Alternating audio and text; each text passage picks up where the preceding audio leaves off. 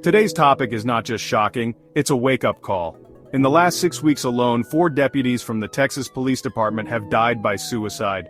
4 lives lost, 4 families shattered, and unfortunately, this isn't an isolated incident. It's a pattern that's been ignored for far too long. This episode dives deep into the mental health crisis affecting law enforcement officers, why it's happening, what's being done about it, and what needs to change to stop this silent epidemic. Let's start with the statistics, and I'm warning you, they're grim. According to Blue Help, more officers die by suicide each year than are killed in the line of duty. In 2022, more than 150 law enforcement officers died by suicide in the United States alone. Why is this happening? What is it about this job that's pushing so many to the edge? Being a police officer is one of the most mentally and emotionally demanding jobs in the world. Let's break down why. Chronic exposure to trauma. Officers repeatedly encounter violence, human suffering, and life-threatening situations. Over time, this kind of exposure leads to PTSD, anxiety, depression, and a deep sense of helplessness. Hypervigilance and sleep deprivation. The constant state of alertness needed to stay safe doesn't just switch off when an officer gets home. This hypervigilance disrupts sleep, cognitive function, and emotional regulation. Stigma against seeking help. Despite the stress, the culture within law enforcement often discourages vulnerability. Many officers fear losing their jobs, being ridiculed, or appearing weak if they admit they're struggling. Isolation and family strain. The irregular hours, emotional detachment, and frequent relocations create emotional distance not just at work but at home. Relationships suffer, support systems weaken. Lack of mental health resources. Many departments lack adequate mental health resources, leaving officers to deal with their struggles alone. And when help is offered, it's often underfunded, understaffed, or stigmatized. Studies have shown that police officers are more likely to die by suicide than the general population. It's not just about the trauma itself, it's about how trauma is processed and whether officers feel supported or abandoned.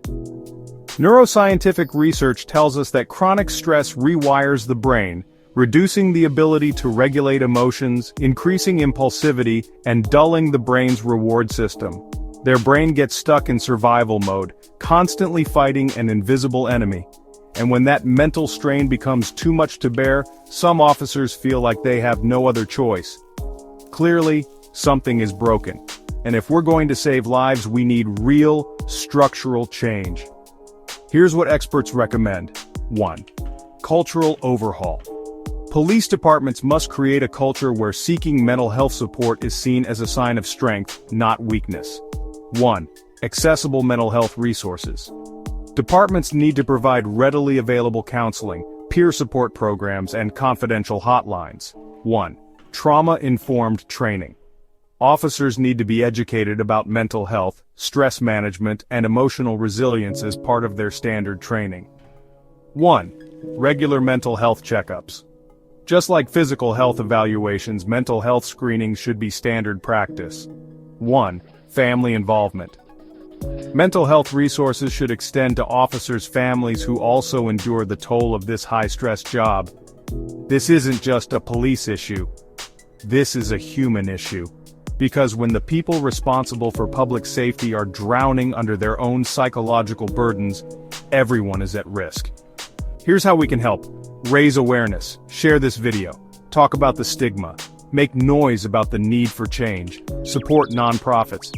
Organizations like Blue Help and Copline provide vital support to officers and their families. Reach out.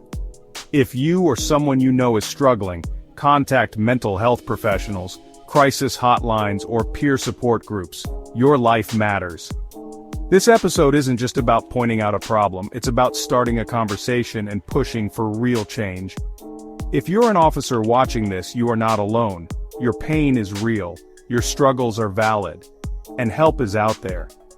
If this video made you think, made you feel, or made you want to help, hit like, share, and subscribe to Mind Matters Y6T. Let's work together to end the silence, break the stigma, and save lives. Until next time, take care of yourself because your mind truly matters.